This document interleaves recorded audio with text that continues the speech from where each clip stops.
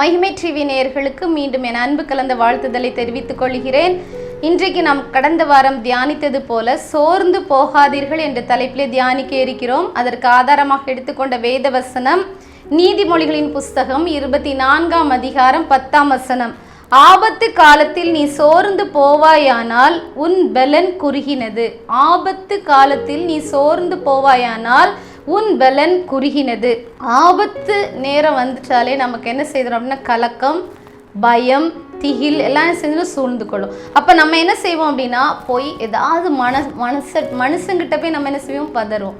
எனக்காண்டி நீங்கள் ஜெபிக்க மாட்டீங்களா, எனக்காண்டி நீங்கள் அவன்கிட்ட பேச மாட்டீங்களா, எனக்காண்டி இந்த காரியங்களை நீங்கள் செய்ய மாட்டீங்களா அப்படின்னு நம்ம சொல்லும்போது நம்ம சுற்றி இருக்கிற மனுஷங்க என்ன செய்வாங்க, பார்த்து வேண்டியதான் இவனுக்கு இந்த காரியம் வேண்டியதான், ஏன்னா அப்படிலாம் செஞ்சான் இப்படிலாம் செஞ்சான், கடவுள் தான் எல்லாம் செய்கிறாரு அப்படின்னு சொன்னால் எல்லாமே அவரே பார்த்துக்கலான்னு சொல்லி ரொம்ப வைராக்கியம் பண்ணுனா இவனுக்கு இப்போ கஷ்டகாலம் வந்துட்டா அப்படின்னு சொல்லி இந்த மனிதர்கள் உங்களை தூற்றுவார்கள். ஆபத்து காலத்தில் நீங்கள் சோர்ந்து போகக்கூடாது, மனுஷன்கிட்ட போய் பதறக்கூடாது. அப்படின்னா நமக்கு என்ன குறைஞ்சிட்டா, பலன் குறுகிறது, நம்ம பலன் குன்றி போய் இருக்கிறது. அப்போ நம்ம யாருக்கிட்டமே நம்ம போய் என்ன செய்யக்கூடாது, நம்முடைய கவலையை சொல்லி புலம்பக்கூடாது. யார்கிட்ட மட்டும்தான் புலம்பணும், தேவனிடத்தில் மாத்திரம் நம்ம என்ன செய்ய வேண்டும், சொல்ல வேண்டும். இதை தான் நமக்கு தேவன் இன்னைக்கு கற்றுத்தருகிறார். நம்ம சோர்ந்து போகக்கூடாது. ஆபத்து காலத்தில் நம்ம என்ன செய்யக்கூடாது, சோர்ந்தே போகக்கூடாது. எப்படிங்க சோர்ந்து போகாமல் இருக்க முடியும் அப்படின்னு சொல்லி நீங்கள் கேட்குறீங்க.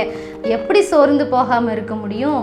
எல்லா கஷ்டங்களும் உங்களுக்கும் வந்தாதானே தெரியும் அப்படின்னு சொல்கிறீங்க. இயேசு கிறிஸ்துவும் இந்த பூமியில் வந்தார், மனுஷனாக வந்தார். அவர் என்ன செய்தார் அப்படின்னா, எல்லா காரியங்களும் நம்மை போல பாடு அனுபவித்தவராகவே இருந்தார்.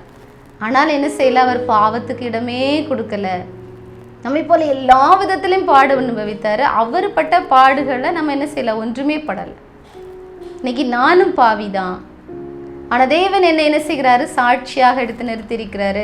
அப்போது சோர்ந்து போகிற நேரத்தில் நம்ம என்ன செய்கிறோம் அப்படின்னா, மனுஷனிடத்துல போய் புலம்பி விடுகிறோம்.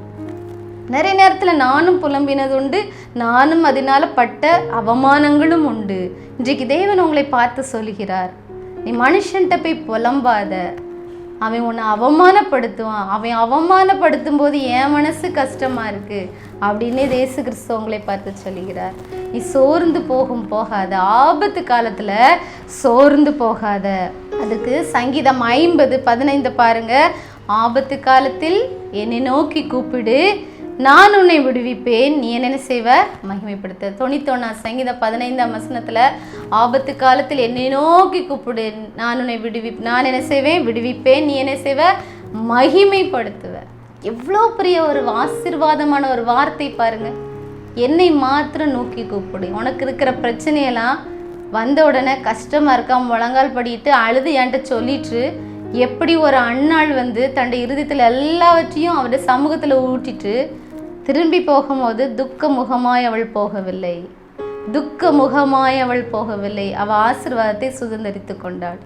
சாமுவேல் தீர்க்கதரிசி என்ன செய்தார், அதன் மூலமாக கிடைக்கப்பட்ட ஒரு ஆசீர்வாதம் நமக்கு, நம்முடைய தேசத்திற்கு. அவர் இருக்கிற போய் அந்த நேரங்களில் தாவீது ராஜால அபிஷேகம் பண்ணப்பட்ட நிறைய காரியங்களை தேவன் அவர் மூலமாக செய்தார்.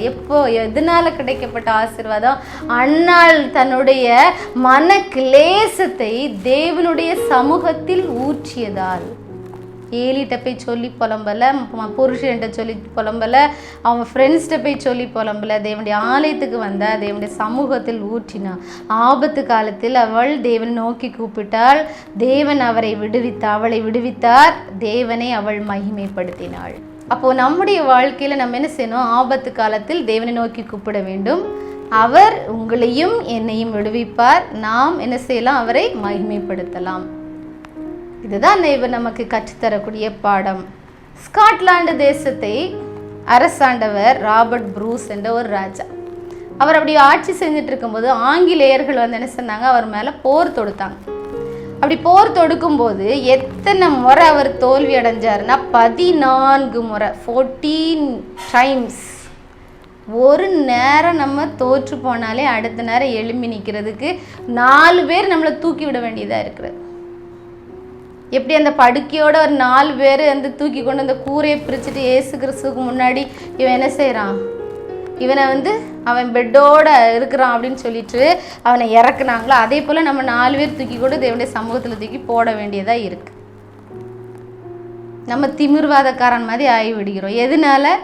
ஒரு ஆபத்தில் வந்தனால நம்ம தோற்று போனவுடன் நம்ம திமிர்வாதக்காரனாய் படுத்த படுக்கையாய் மாறி நமக்கு 4 பேர் ஜெபப்பறைக்குள்ள தூக்கி நம்மளை தூக்கி போட்டால் தான் நம்ம அடுத்து எழும்ப வேண்டியது இருக்குது.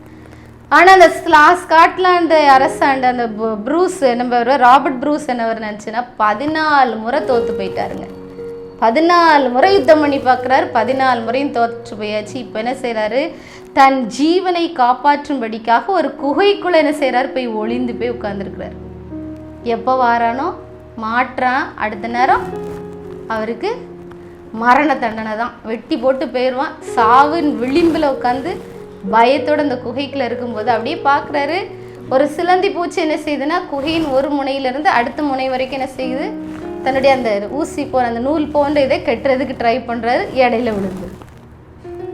இப்படியே அதை பல முறைகள் என்ன செய்யுது? ட்ரை பண்ணுது, கீழே விழுந்துருது, ட்ரை பண்ணுது, கீழே விழுந்துருது, ட்ரை பண்ணுது, கீழே விழுந்துருது. கடைசியாக அதை அந்த சைடில் போய் அந்த ஃபஸ்ட்டு டெஸ்டினேஷனை போய் கிராஸ் பண்ணி முடித்து அங்கேருந்து இங்கே கொண்டு வந்து இங்கேருந்து அங்கே கொண்டு வந்து என்ன செய்யுது? தன்னுடைய கூட்டை கட்டி முடித்தது, அதில் குடியிருக்க தொடங்கியது. பார்த்தார், நான் ஏன் சோர்ந்து போகணும்? அது இத்தனை நேரம் விழுந்துச்சு, எழுங்குபலி நான் அன்னாலே எழும்ப முடியும்னு சொல்லி எழும்பினார். திருப்பி யுத்தத்துக்கு போனார், ஜெயித்தார், அரசாண்டார். இதாங்க நம்முடைய வாழ்க்கை. பாவங்கள், சோதனைகள், வியாதிகள், வேதனைகள் எல்லாம் வரும். விழுந்து விழுந்து விழுந்து எழும்பக்கூடியதான் நம்முடைய வேலை. அந்த ஆளை திமிராதக்காரனா நம்ம என்ன செஞ்சிடக்கூடாது? படுத்து விடக்கூடாது. எல்லா நேரமும் நம்ம 4 பேர் தூக்கிட்டு போக மாட்டாங்க. ஒரு நேரம் தூக்கிட்டு போவாங்க, அடுத்த நேரத்தில் எனக்கு சோழியே இதுதான், எப்போ நாளும் எப்படி படுத்துக்கிடான்னு தூக்கிட்டா போக முடியும்? எலும்புனா எலும்பெல்லாம் கடன் சொல்லி போட்டு போயிடுவாங்க. நம்ம என்ன செய்யணும்? ஆபத்து காலத்தில் என்னை நோக்கி கூப்பிடு அப்படின்னு சொல்லிக்கிற வசனத்தை நாம் பற்றி கொள்ள வேண்டும். என்னை நோக்கி கூப்பிடுனா இயேசுவை நோக்கி கூப்பிடு, தேவனை நோக்கி கூப்பிடு, யெகோவா தேவனை நோக்கி கூப்பிடுங்க, தாவீதின் குமாரனை நோக்கி கூப்பிடுங்க. உங்களுக்காக சிலுவையிலே தன் ஜீவனை முழுமையாக கொடுத்து இரத்தத்தை முழுமையாக சிந்தின இயேசு கிறிஸ்துவை நோக்கி கூப்பிடுங்க. அவர் உங்களை விடுவிப்பார், நீங்க அவரை மகிமைப்படுத்துவீங்க. மனுஷனிடத்தில் போகாதீங்க, மனுஷனிடத்தில் உங்க காரியங்களை சொல்லி புலம்பாதீங்க. மீண்டும் மீண்டும் மீண்டும் முயற்சி செய்யுங்க. எதனால முயற்சி செய்ய முடியும்? அவருடைய சமூகத்தில் நம்ம ஜெபிக்கும் போது, அவருடைய சமூகத்தில் நம்ம காத்திருக்கும் போது, அவரை நோக்கி கூப்பிடும் போது அவர் நமக்கு என்ன செய்வார்? ஆபத்திலிருந்து என்ன செய்வார்? விடுதலை தருவார். தாவீது ராஜாவுடைய வாழ்க்கை எடுத்து பாருங்க, எத்தனை ஆபத்துகள், மரண கண்ணிகள். சவுல் ராஜா பாருங்க, அவரை கொல்லணுன்னே என்ன செய்றாரு இருக்கிறார். வீணையை மீட்டுறான், அதனால அவருக்குள்ள இருக்கக்கூடிய அந்த கலக்கத்தின் நாவி போய் அவருக்கு ஒரு சந்தோஷம் வருது. ஆனா அவருக்கு நல்லது கிடைக்கணும்னு அவனே அவர் கொல்லணும்னு நினைக்கிறார். இட்டி தூக்கி எறிகிறார். ஒரு இன்ச்சு தான், கொஞ்ச நேரம் என்ன செஞ்சிருப்பான்? அவன் அந்த ஈட்டிலே மறிச்சு போயிருப்பான். ஆனால் தேவன் அதுல இருந்து காப்பாத்துறார். அப்பவும் சோர்ந்து போகலை. ஆபத்து காலத்தில் தாவீது ராஜா தன்னை படைத்த தேவனை நோக்கி கூப்பிட்டார். எத்தனை விதமான போராட்டங்கள், எத்தனையோ நன்மைகள் செய்ததா. இஸ்ரேல் மக்களே அவருக்கு விரோதமா நின்னாங்க. தான் பெற்றெடுத்த பிள்ளைகளே அவர் என்ன செய்து விரட்டுது. ஓடிட்டே தான் இருந்தார். தாவீது ராஜா வாழ்க்கை பார்த்தீங்கன்னா ஒரே யுத்தங்களும் போராட்டங்களும், ஒரே பிரச்சனைகள், ஓட்டம் ஓட்டம் ஓட்டம். இந்த தண்டை நான் பிடிச்சு விடலாமா? தேவன் அவனோடு பேசினார். ஏன்னா ஆபத்து காலத்தில் யாரை மட்டும்தான் அவர் நோக்கி கூப்பிட்டாரு? தேவனை மட்டும் நோக்கி கூப்பிட்டார். அதனால தேவன் அவருக்கு பதில் கொடுத்தாரு. பாருங்க, நீ போ, நீ அந்த தண்டை பிடிச்சுக்கிடுவ. இன்னைக்கு தேவன் உங்களோடு பேசுறாரா? நீ எல்லா காரியத்திலும் தேவனை நோக்கி பார்க்கும்போது, தேவன் தாவீதோடு இருந்த தேவன் உங்களோடும் அவர் பேசுவார். இன்னொரு காரியத்தில் பாருங்க, இப்படி இப்போ ஒரு யுத்தம் வருகிறது, அந்த முசுக்கட்டை செடிக்கு கீழே அமர்ந்துரு, ஒரு இறைச்சல் சத்தம் கேட்கும்போது நீ எழும்பி போ, நீ என்ன செய்வ? வெற்றி பெற்று. எவ்வளோ அழகாக கைட் பண்ணுறாரு பாரு. அதே போல் அவர் படுத்துக்கிட்டாரு, இறைச்சல் சத்தம் கேட்கும்போது எழுப்பி போகிறாரு, ஜெயத்தை பெற்று கொள்கிறார். ஆபத்து வருது, யுத்தம் வருது, போர் வருது, அவர் யாரை மட்டும்தான் நோக்கி கூப்பிட்டார்? தேவனை மட்டும் நோக்கி கூப்பிட்டார். மனுஷரிடத்துல ஆலோசனை கேட்கல. மனுஷரிடத்தில் ஆலோசனை கேட்டு தன் சுய எண்ணத்தின்படி நடந்திருந்தா அவர் தோற்று போயிருப்பார். சவுல் ராஜாக்குள்ள ஈட்டி செம்பு தண்ணி வச்சிருக்கிற அந்த பாத்திரத்தெல்லாம் எடுத்துட்டு வர்றாரு. ஆனா அவரு தேவனால் அபிஷேகம் பண்ணப்பட்டவர் என்று எண்ணி அவர் மேல அவர் கை போடவே இல்லை. இவ்வளவாக தேவனிடத்தில் அன்பு கூர்ந்தவராயிருந்தார்.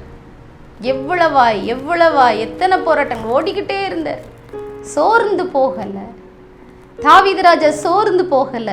அவர் தேவனை நோக்கி கூப்பிட்டு தன்னுடைய ராஜ்யபாரத்தை சுதந்திரத்தை, அதுக்கு பிறகு அவருடைய சந்ததி அதை ஆண்டு கொள்ளும்படி செய்தார் தேவன். எத்தனை காரியங்கள் நம்முடைய வாழ்க்கையில நான் ஓடிக்கொண்டே இருக்கேன், சத்ருவனை துரத்தி கொண்டே இருக்கிறான், இதுல இருந்து எழும்பி வந்தா அடுத்த பிரச்சனை, இதுல இருந்து எழும்பி வந்தா அடுத்த பிரச்சனை, ஆபத்து வந்து கொண்டே இருக்கிறது, என்னை புரட்டி கொண்டே இருக்கிறது, வாழ்க்கையில நிம்மதி இல்லாமல் இருக்கிறேனே. எதுக்குங்க? சோர்ந்தே போக வேண்டாம். ஆத்துமாவை தேவன் ஆனந்தத்தோடும் மகிழ்ச்சியோடும் நிரப்பி இருக்கிறாரு. என் கண்கள் அவர் இரக்கம் செய்கிற வரைக்கும் அவரையே தான் நோக்கி கொண்டு இருக்கிறது. ஆபத்து காலத்தில் அவரை நோக்கி நான் கூப்பிடணும். அவர் என்னை விடுவிப்பார். நான் அவரை மகிமைப்படுத்துவேன். எல்லாம் தெரிஞ்சிருந்த நீங்க ஏங்க சத்துருவை பார்த்து பயப்படணும்? ஏன் ஆபத்தை பார்த்து சோர்ந்து போகணும்? ஏன் கலக்கம் கொள்ள வேண்டும்? ஏன் திகழடைய வேண்டும்? திகழடைய வேண்டிய அவசியமே இல்லை. சோர்ந்து போக வேண்டியதில்லை. சோர்ந்து போயிட்டீங்க அப்படின்னா உங்கள் பலன் குறுகியது. உங்களை சத்துருவான் ஈஸியான செஞ்சிருவான், தோற்கடிக்க பண்ணி விடுவான். இத்தனை நாட்கள் நம்ம ஓடி வேஸ்ட் ஆயிரும். முடிவு பரியந்தம் நிலைத்திருப்பவனே ரட்சிக்கப்படுவான். இன்னைக்கு நான் ரட்சிக்கப்பட்டு தேவனுக்கு சாட்சியாக இருப்பது முக்கியமல்ல, தேவனுடைய வார்த்தை சொல்வது முக்கியமல்ல, தேவனுக்காக ஓடுவது முக்கியமல்ல. முடிவு பரியந்தம் எனக்காக தேவன் இந்த பூமியில எங்களுக்காக வைத்திருக்கிற அந்த நாள் மட்டும் முடிவு பரியந்தம் நிலைத்திருந்தால்தான் ரட்சிக்கப்பட முடியும். நம்ம எவ்வாறு ஓடிக்கொண்டு இருக்கிறோம்? சிறிய ஆபத்தை பார்த்து நம்ம சோர்ந்து போவோம் என்றால் வாழ்க்கையில இன்னும் ஓடக்கூடியதற்கு தூரம் அதிகம். வாழ்க்கையின் பிரயாணத்தை நாம் கடந்து செல்ல வேண்டும். எங்க பார்த்தாலும் சோதனைகள், உபத்திரவங்கள், கண்ணீர்கள், கஷ்டங்கள்.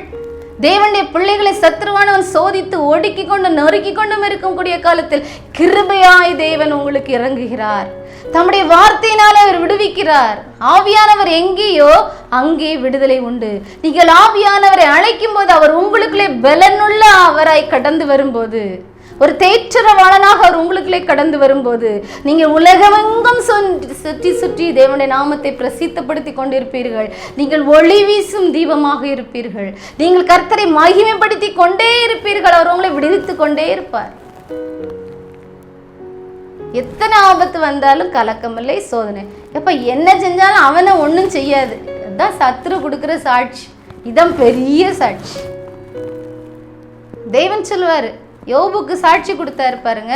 அவன் சன்மார்க்கனும் நீதிமானும் உத்தமனும் எல்லாம் சொல்றார். தேவனே சாட்சி கொடுக்கிறார் சாத்தாங்கிட்ட. அப்படி தேவன் உங்களை குறித்து சாட்சி கொடுக்க வேண்டும் என்றால் நாம் என்ன செய்ய வேண்டும்? சோர்ந்து போகக்கூடாது. சோர்ந்து போனா நம்முடைய பலன் எப்படி ஆயிரும்? குறுகி போயிரும். நம்மளால விடுதலை பெற்றுக்கொள்ள முடியாது, அவரை மகிமைப்படுத்த முடியாது. இதுதான் தேவன் நம்மோடு இன்றைக்கு நம்ம கிட்ட பேசக்கூடிய வார்த்தை. இதுதான் தேவன் நம்மோடு இருக்கணும், நம்ம ஓடணும், நம்ம விடுதலை பெறணும், நம்ம தேவனை மகிமைப்படுத்தணும். அப்படின்னா வாழ்க்கை என்பது ஒரு போராட்டம்.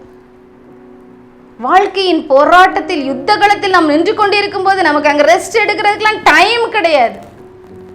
ஒன்று முடிஞ்சுன்னா அடுத்தது, எல்லாவற்றிலும் நாம் வெற்றிகளை சுதந்திரித்து கொண்டு வந்து கொண்டே இருக்க வேண்டும். அவர் எல்லாவற்றிலும் விடுதலை தந்து உங்களை மகிமைப்படுத்தக்கூடிய தேவனாக அவர் என்ன செய்கிறார்? இருக்கிறார்.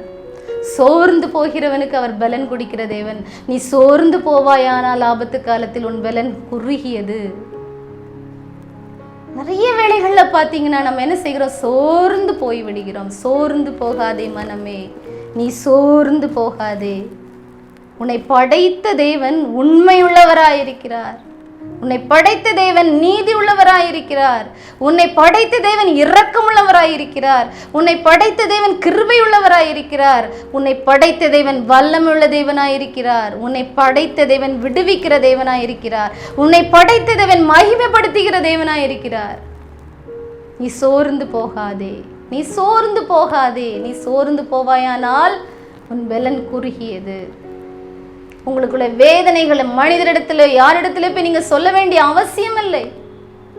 நீங்கள் தேவனுடைய பாதத்தில் அமர்ந்திருந்து நீங்கள் அவரிடத்துல எப்படி அண்ணால் தன்னுடைய இருதயத்தின் வார்த்தையெல்லாம் ஊற்றினாலும் அதே போல நீங்க ஊற்றுங்க. உங்க ஆலயத்துக்கு போங்க. ஆலயத்துல போய் நீங்க அழுது ஜெபித்த ஏன் அழுறீங்கன்னு யாரும் கேட்க மாட்டாங்க. எதுக்காண்டி நீங்க அழுது ஜெபித்தீங்க, ஏன், என்ன காரியம், உங்களுக்கு என்ன பிரச்சனைன்னு யாரும் கேட்க மாட்டாங்க. அது தேவனுக்கும் உங்களுக்கும் இடையிலான ஒன்று.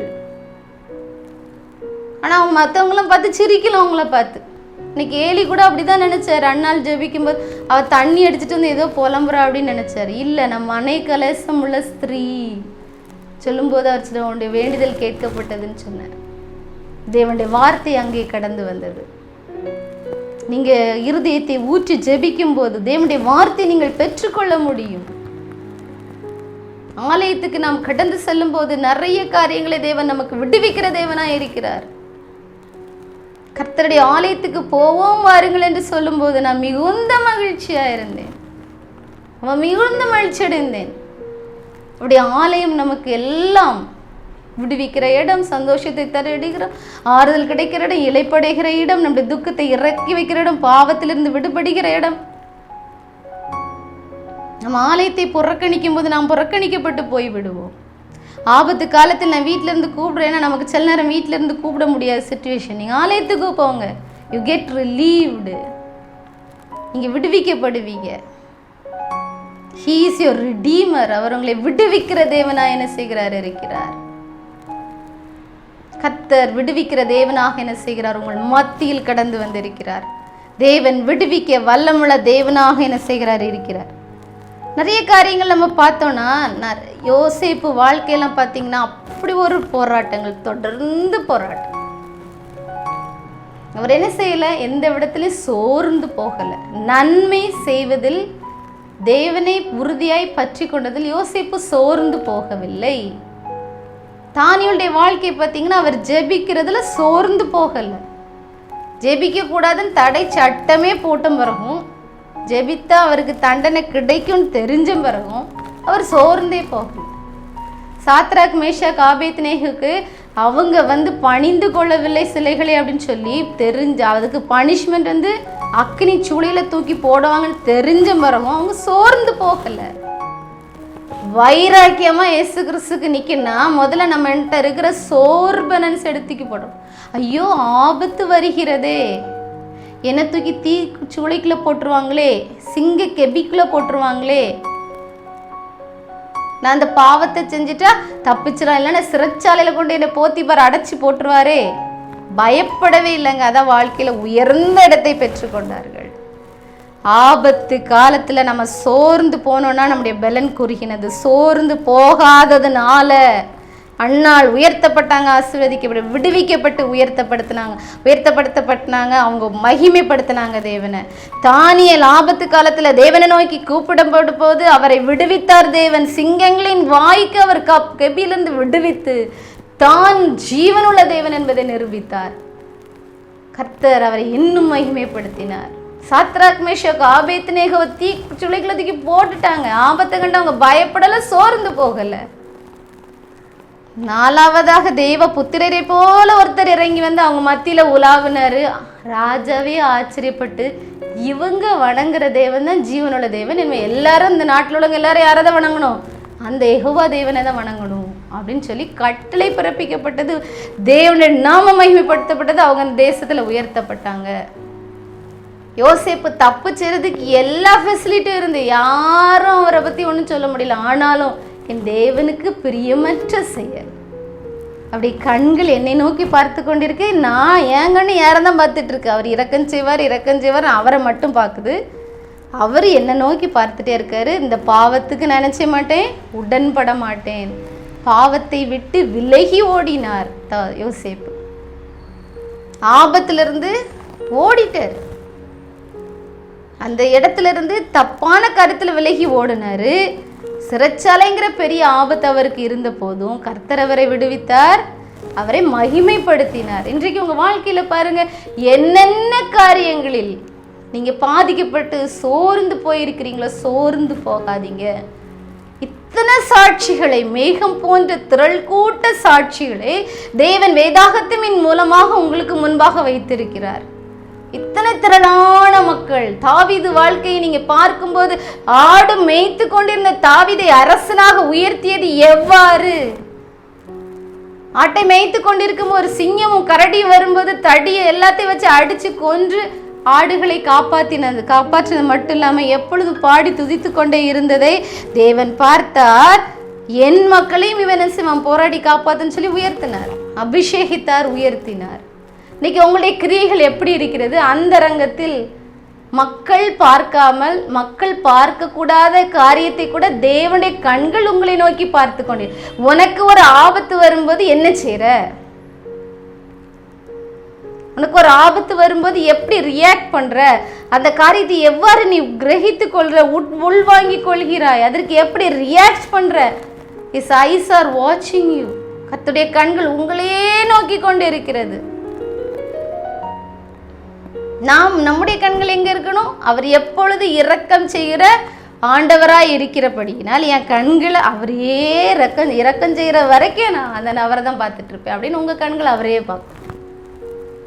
பூமி எங்களுடைய கண்கள் சுற்றி உலாவி கொண்டு இருக்கும்போது நீங்க செய்கிற காரியங்கள்ல அதில் ஸ்டாப் பண்ணணும். என் பிள்ளை நல்லா செய்கிறான், எனக்கு கீழ்ப்படிந்திருக்கிறான், என் வசனத்தை பின்பற்றுகிறான், ஆபத்து காலத்தில் சோர்ந்து போகலை.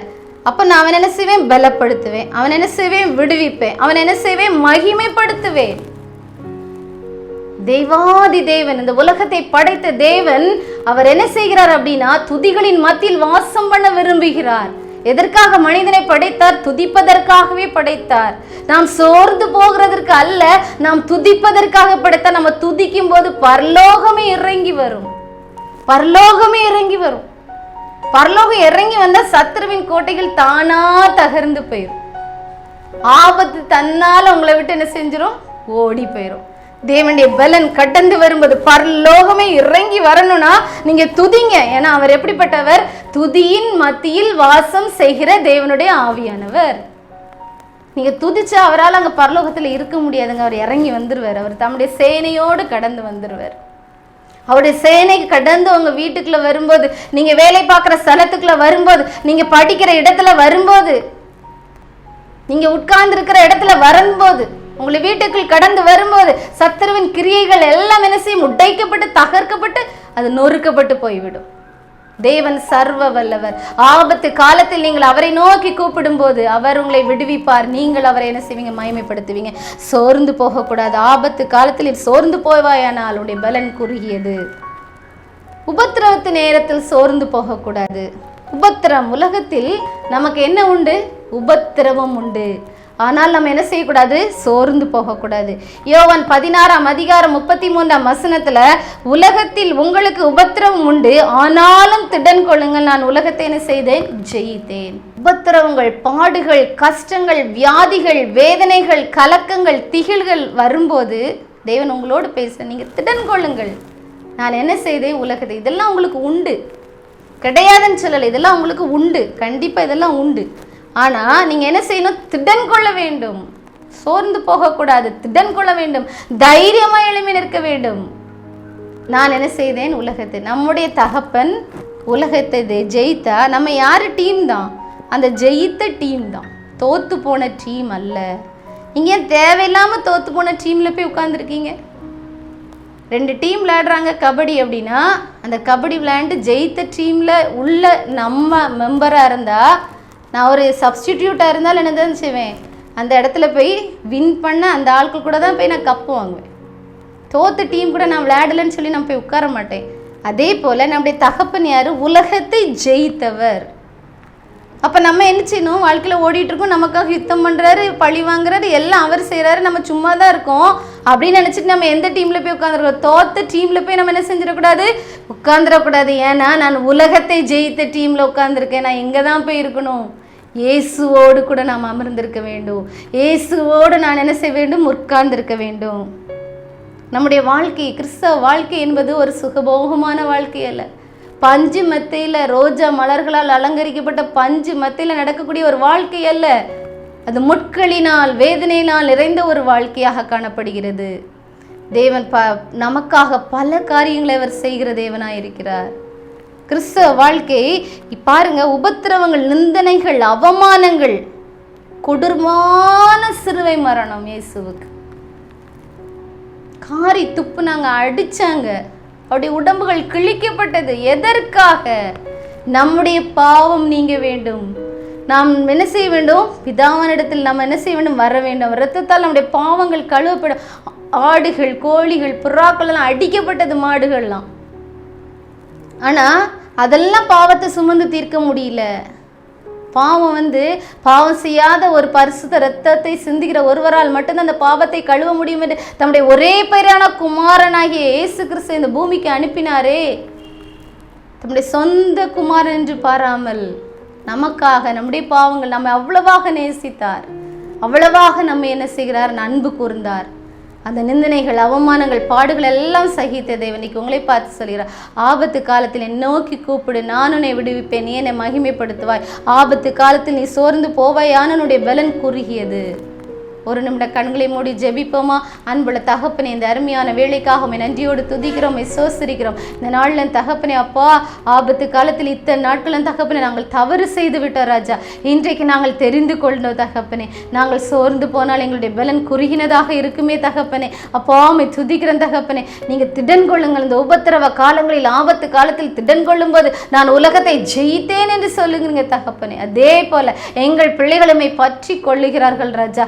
ஆபத்து காலத்தில் உங்களை நோக்கி கூப்பிடுறாங்க தகப்பனே. அப்பா, நாங்களுமே நோக்கி குடும்பமாக கூப்பிடுகிறோம் தகப்பனே. அப்பா, நாங்களுமே துதிக்கிறோம் அப்பா, உம்மை சோசரிக்கிற தகப்பனே. நீர் துதிகளின் மத்தியில் வாசம் செய்கிற தேவன் தகப்பனே. பிள்ளைகள் ஆபத்தில் உம்மை நோக்கி கூப்பிடும் போது உம்முடைய சேனையாய் நீர் கடந்து வரும்படிக்காக ஜெபிக்கிறோம் தகப்பனே. பரலோகமே இடங்கி வரும்படிக்காக ஜெபிக்கிறோம் தகப்பனே. அப்பா, அந்த பிள்ளைகளை விடுவித்து நீர் தகப்பனை மகிமைப்படுத்த போகிறீர். உமக்கு நன்றி செலுத்துகிறோம் தகப்பனே. அப்பா, எத்தனை திரளான சாட்சிகளை எங்களுக்கு முன்பாக நிறுத்தி இருக்கீங்க ராஜா. அதே போல நாங்களும் சாட்சிகளாக எழும்பி ஜீவிக்கத்தக்கதாக குயவனே நீர் எங்களை வணையும்படிக்காக ஜெபிக்கிறோம் தகப்பனே. அப்பா, இந்த பிள்ளைகளுடைய ஜெபத்தை நீர் கேட்டீர், உமக்கு சோதரன் தகப்பனே. நீர் பதில் அளிக்கிறீர், உமக்கு நாங்கள் நன்றி செலுத்துகிறோம் தகப்பனே. தெய்வீக வல்லமை பிள்ளைகளை ஆட்கொண்டு பலப்படுத்தினதற்காக உமக்கு சோத்திரம். இனி அவர்கள் துக்க முகமாய் இருக்க போவதில்லை, உமக்கு சோத்திரம் தகப்பனே. அவர்கள் எடுக்கிற தீர்மானங்களில் தகப்பனே நீங்கள் பலனை கொடுக்கிறதற்காக நன்றி. அவர்களை விடுவிக்கிறீர், உமக்கு நன்றி. அவர்களை மகிமைப்படுத்த போகிறீர், உமக்கு நன்றி. எல்லா துதி கன மகிமை உமக்கே செலுத்துகிறோம். மீட்பர் இயேசு கிறிஸ்து மூலம் ஜெபிக்கிறோம் எங்கள் ஜீவன் நல்ல பிதாவே, ஆமேன்.